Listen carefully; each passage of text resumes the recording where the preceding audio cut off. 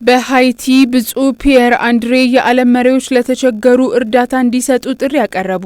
የሃይቲ ካቶሊካዊት ቤተክርስቲያን የጳጳሳት ጉባኤ ምክትል ፕሬዝዳንትና የአንሴ አቪው ሚራጎሬ አገረ ስብከት ጳጳስ ብፁዕ ፒየር አንድሬ ዱማስ ዓለም አቀፉ ማህበረሰብ በካሪቢያ አገራት ለሚሰቃዩ ሰዎች እርዳታ እንዲሰጥ ጥሪ ያቀረቡ። የሃይቲ ተስፋ በጸሎት ላይ ነው በማለት የተናገሩት ብፁዕ ፒየር አንድሬ የጸሎት ድጋፍ አስፈላጊነትን አጽንኦት ሰጥተዋል።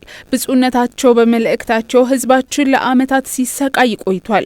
ስለዚህ የዓለም ህዝብ በጸሎት ከሃይቲ ጋር ተጨባጭ የሆነ የአንድነት ስሜት እንደገና እንዲያገኝ መርዳት አለበት። ግለሰቦች፣ ምእምናን፣ ተቋማት፣ ቤተሰቦች በዓለም አቀፍ የጸሎት ቀን አንድ ላይ ሲሰባሰቡ ማየት በጣም ደስ የሚል ይሆናል ሲሉ ተናግረዋል። ብፁዕነታቸው ይህ አይነቱ አሳሳቢነት እንደ ቀላል ነገር ሊወሰድ እንደማይችል በመግለጽ ቅድስት መንበር ለምትሰጠው ድጋፍ ምስጋናቸውን የገለጹ ሲሆን ከጥቂት ቀናት በፊት ርዕሰ ሊቃነ ጳጳሳት 14ኛና ብፁዕ ካርዲናል ፔትሮ ፓሮሊን ከሃይቲ መንግስት ልዑካን ጋር ያደረጉት ስብሰባ ለሰላም ተጨባጭ ጥረት ይወክላል በማለት ተስፋቸውን ገልጸዋል።